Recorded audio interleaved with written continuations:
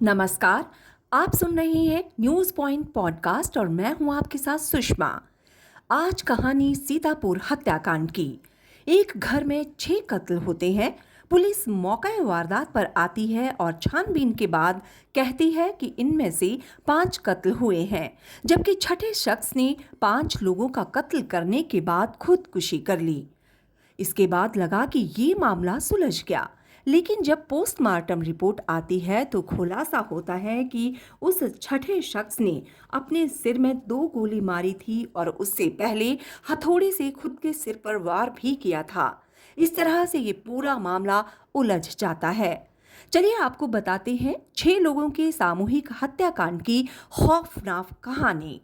उत्तर प्रदेश के सीतापुर का ये एक छोटा सा गांव है पालापुर। शनिवार यानी 11 मई को इस गांव के एक ही परिवार में एक साथ 6 लोगों की मौत हो गई। घर के बेटे और बहू की, उनके 3 छोटे छोटे बच्चों की और बुजुर्ग मां की। रिश्तेदारों से लेकर पुलिस तक ने ये मान लिया कि ये मामला 5 लोगों के कत्ल के बाद हुई खुदकुशी का है, जिसे किसी और ने नहीं बल्कि खुद घर के बेटे ने ही अंजाम दिया है। वजह बताई गई कि बेटा दिमागी तौर पर परेशान था, लेकिन 24 घंटे गुजरते गुजरते इस मामले की पोस्टमार्टम रिपोर्ट आ गई और इस रिपोर्ट ने पूरी कहानी पलट दी। जिस शख्स ने अपने पूरे परिवार की हत्या कर खुद को गोली मारकर खुदकुशी की थी, पता चला कि उसके सर पर 2 गोलियां लगी थी और तो और उसके सिर पर हथौड़े की चोट के निशान भी थे। लेकिन क्या ऐसा मुमकिन है? कोई अपने सिर पर एक एक करके 2 गोलियां मारकर अपनी जान दे दे? सीतापुर के पालापुर गांव में हुई 6 मौतों की पहेली कुछ ऐसी है। इस पहेली का सच जानने के लिए अब आइए आपको सिलसिलेवार तरीके से इस भयानक वारदात की पूरी कहानी सुनाते हैं। 11 मई की सुबह जैसे ही गांव वालों की आंखें खुली, पालापुर के इस मकान का मंजर देखकर सबकी सांसें हलक में अटक गईं।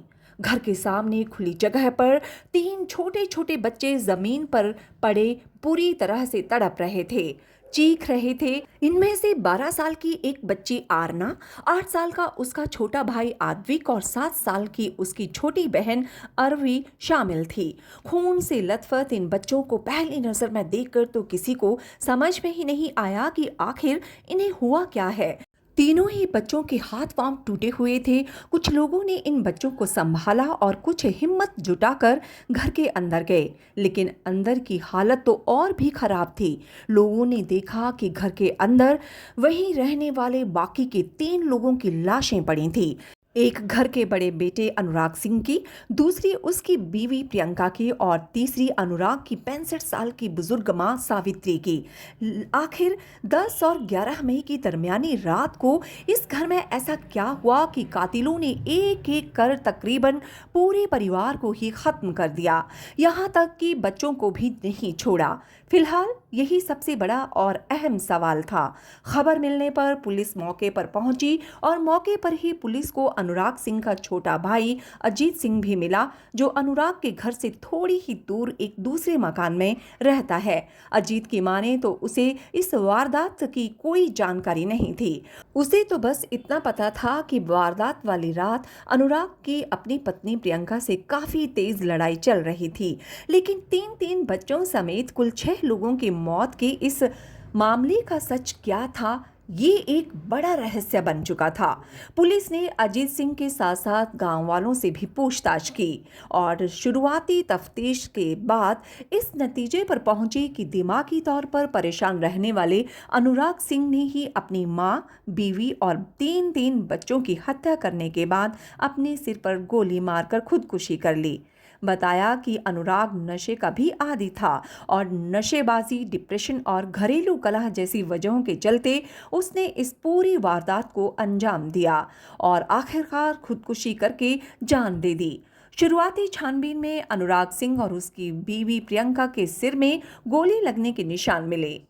लेकिन इस वारदात के ठीक एक दिन बाद जैसे ही इसमें मारे गए लोगों की पोस्टमार्टम रिपोर्ट सामने आई, गांव वालों के साथ साथ खुद पुलिस भी सकते में आ गई, क्योंकि पोस्टमार्टम रिपोर्ट में बताया गया था कि अनुराग के सिर पर 2 गोली मारे जाने के निशान मिले हैं। इनमें एक गोली जहां दाईं कनपट्टी से घुसकर बाईं गाल से बाहर निकल गई, वहीं दूसरी गोली बाईं कनपट्टी से अंदर गई और अंदर ही फंसकर रह गई। इतना ही नहीं, उसके सिर पर हथौड़े जैसी किसी भारी चीज से हमला किया जाने के भी निशान मिले। ऐसे में सवाल यही है कि आखिर कोई आदमी अपने सिर पर एक से ज्यादा गोली मारकर या फिर गोली के साथ साथ अपने सिर पर हथौड़ा मारकर आखिर जान कैसे दे सकता है।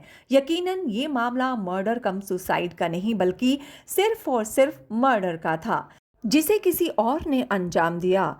जाहिर है पोस्टमार्टम रिपोर्ट के सामने आने के बाद ये मामला पूरी तरह से पलट चुका था। जिस मामले को अब तक लोग 5 हत्या और एक खुदकुशी का मामला मानकर चल रहे थे, वो मामला अब 6 कत्ल के भयानक और रोंगटे खड़े कर देने वाली कहानी के तौर पर सामने आ चुका था। एक ऐसी कहानी जिसमें कत्ल के लिए कातिल ने सिर्फ तमंचे यानी बंदूक का ही इस्तेमाल नहीं किया, बल्कि हथौड़े को भी हथियार बना लिया। और तो और 12, 7 और 8 साल के 3 बच्चों को तो 2 मंजिले मकान के छत से नीचे जमीन पर फेंक दिया गया। लेकिन सवाल यही था कि एक मकान में आधी रात मौत का नंगा नाच चलता रहा और किसी को कानों कान इस वारदात की खबर कैसे नहीं मिली। मौके पर पहुंचे लोगों की माने तो उन्होंने जब जमीन पर पड़े 3 बच्चों को देखा तो फौरन उन्हें उठाकर अस्पताल ले गए। इनमें से अस्पताल लाए जाने तक एक बच्चे की सांसें चल रही थी, लेकिन बाद में उसने भी दम तोड़ दिया। उधर घर के अंदर पहली मंजिल पर बने कमरे में उन्हें अनुराग की लाश मिली, जिसे गोली और हथौड़े से मारा गया था, जबकि पहली मंजिल के ही बरामदे पर अनुराग की बीवी प्रियंका की लाश पड़ी थी और अनुराग की बुजुर्ग मां को उनके कमरे में ही मारा गया था। अब चूंकि ये कोई मर्डर फॉर गेन यानी लूटपाट या डकैती का मामला नहीं था, तो सबसे बड़ा सवाल यही था कि आखिर 6 कत्ल की इस भयानक वारदात के पीछे की वजह क्या हो सकती है। तो इसका जवाब लखनऊ में रहने वाले अनुराग के साले अंकित ने दिया। अंकित की माने तो पुश्तैनी जायदाद की लालच में अनुराग के छोटे भाई अजीत ने ही ये सारी हत्याएं की। अंकित ने इस सिलसिले में पुलिस में लिखित तहरीर देकर अपने बहनोई के भाई अजीत पर कत्ल का इल्जाम लगाया और कहा कि इस वारदात में उसके अलावा और भी लोग शामिल हो सकते हैं, क्योंकि एक आदमी का एक साथ 6 लोगों की हत्या करना मुश्किल लगता है। अंकित ने बताया कि अनुराग का अपने भाई अजीत से प्रॉपर्टी को लेकर विवाद चल रहा था और उसी ने प्रॉपर्टी हथियाने के लिए सबको मार डाला। वारदात के बाद जब गांव वालों ने बच्चों को घर के सामने जमीन पर पड़ा हुआ देखा तो उन्होंने बच्चों को अस्पताल ले जाने के लिए अजीत से उसकी गाड़ी की चाबी मांगी, लेकिन अजीत ने कोई जल्दबाजी नहीं दिखाई और गाड़ी देने से भी मना कर दिया ताकि बच्चों की भी मौत हो जाए और आखिरकार छत से नीचे फेंके गए दोनों बच्चे भी मारे गए। अंकित ने इसी के साथ सीतापुर पुलिस की कार्यशैली पर भी सवाल खड़े किए। उसने पूछा कि बगैर पोस्टमार्टम रिपोर्ट के या बगैर पूरी सच्चाई जाने आखिरकार सीतापुर पुलिस जल्दबाजी में इस नतीजे पर कैसे पहुंच गई कि अनुराग सिंह ने ही अपने पूरे परिवार की हत्या करके खुदकुशी कर ली, जबकि अनुराग के सिर पर 2 गोलियों के निशान मिले हैं। अब बात फॉरेंसिक इन्वेस्टिगेशन के नजरिए से अब तक सामने आई सच्चाई की। अनुराग सिंह के सिर से पुलिस को 2 गोलियों के निशान मिले हैं, जबकि एक गोली के सिर के अंदर मिली है। दोनों ही गोलियां .315 बोर की तमंचे की हैं और सिर में जहां गोलियों के एंट्री वुंड यानी गोलियों के पैवस्त होने के निशान हैं, वहां ब्लैकनिंग यानी काले दाग हैं, जो इस बात की पुष्टि करते हैं कि अनुराग सिंह को नजदीक से गोली मारी गई है। अनुराग सिंह के सिर पर हथौड़े जैसी भारी चीज से हमला किए जाने के निशान भी मिले हैं, जिससे ये पता चलता है कि कातिल अनुराग सिंह को किसी भी हाल में जिंदा नहीं छोड़ना चाहता था। इसी तरह उसकी पत्नी प्रियंका को एक गोली मारने के साथ साथ उसके चेहरे को भी कुचला गया था, जबकि बुजुर्ग सावित्री के सिर पर भी तेज हमले के निशान मिले हैं, जबकि बड़ों की तरह कातिल बच्चों को भी हर हाल में मारना चाहता था। इसलिए उसने एक बच्ची को जहां गोली मारी और छत से भी फेंका, जबकि बाकी दो को छत से नीचे फेंक दिया। मौके वारदात पर पुलिस को प्रियंका के हाथ के पास ही हथौड़ा पड़ा मिला, जबकि कत्ल में इस्तेमाल किया गया तमंचा अनुराग की लाश से दूर बेड के नीचे पड़ा मिला।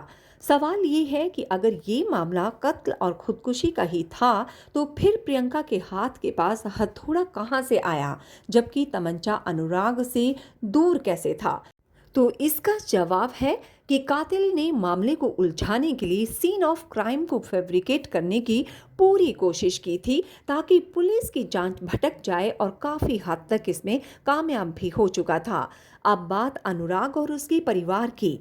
अनुराग अपने गांव में ही रहकर करीब 100 बीघा जमीन पर खेती किया करता था, जबकि उसकी बीवी प्रियंका लखनऊ में एक इंश्योरेंस कंपनी में काम करती थी। प्रियंका ने लखनऊ में एक फ्लैट ले रखा था और उनके तीनों बच्चे प्रियंका के साथ ही रहते थे। प्रियंका बच्चों को लेकर अक्सर गांव अपने पति अनुराग के पास आती थी। अनुराग के पिता की पहले ही मौत हो चुकी है, जबकि घर में अनुराग की बुजुर्ग मां के अलावा उसका एक भाई अजीत है, जो गांव में उनके घर के पास ही रहता है। अनुराग के भाई अजीत ने शुरुआती पूछताछ में पुलिस को बताया था कि उसके भाई के पास चूंकि कोई नौकरी नहीं थी, वो काफी परेशान रहता था और उसकी अक्सर अपनी पत्नी प्रियंका से भी लड़ाई होती थी, और उसने इसी झगड़े में इस वारदात को अंजाम दिया होगा।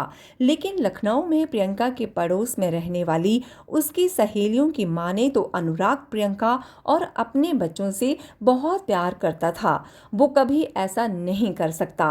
अनुराग का घर गांव के बाकी घरों से थोड़ी दूरी पर है, लेकिन फिर भी सवाल ये भी है कि एक परिवार में इतनी बड़ी वारदात हो गई और किसी को क्यों नहीं पता चला?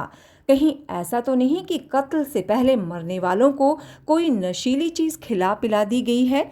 फिलहाल इतना तो साफ हो गया है कि ये मामला वो नहीं है जो बताया गया था, यानी मामला कत्ल और खुदकुशी का नहीं, बल्कि सिर्फ और सिर्फ कत्ल का है। लेकिन 6 कत्ल की इस वारदात के पीछे कौन है और इन कत्ल का मकसद क्या है, फिलहाल इस सच का खुलकर सामने आना बाकी है।